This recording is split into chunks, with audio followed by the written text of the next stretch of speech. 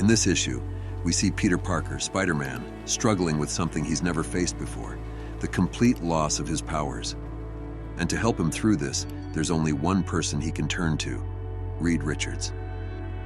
The story starts in Reed's lab, where he's setting up a highly experimental particle ray device. The goal?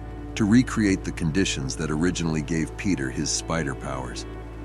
While Reed finishes calibrating the machine, he looks over at Peter and asks one last time if he's absolutely sure about doing this. Peter doesn't even flinch. He tells Reed there's no need to wait or think it over. He says that the day he first got his powers, he ignored the responsibility that came with them, and someone paid the price for that mistake. He won't let that happen again. Reed tries to reassure him, saying the recent fire in the city wasn't his fault. Even if Peter had his powers, the chances of him being in that exact place at that exact moment were practically zero.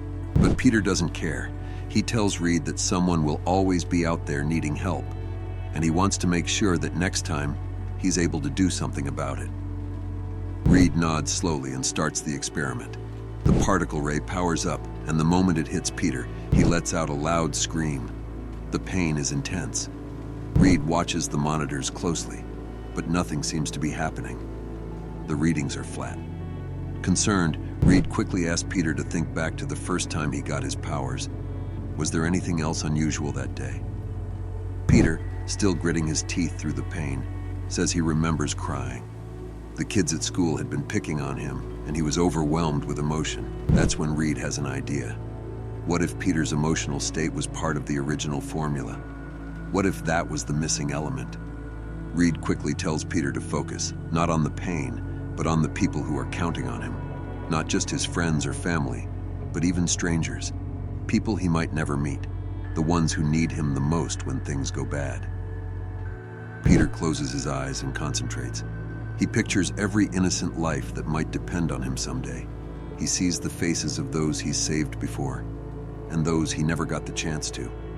The thought of letting them down, of not being able to help, is more painful than anything else. And then, boom!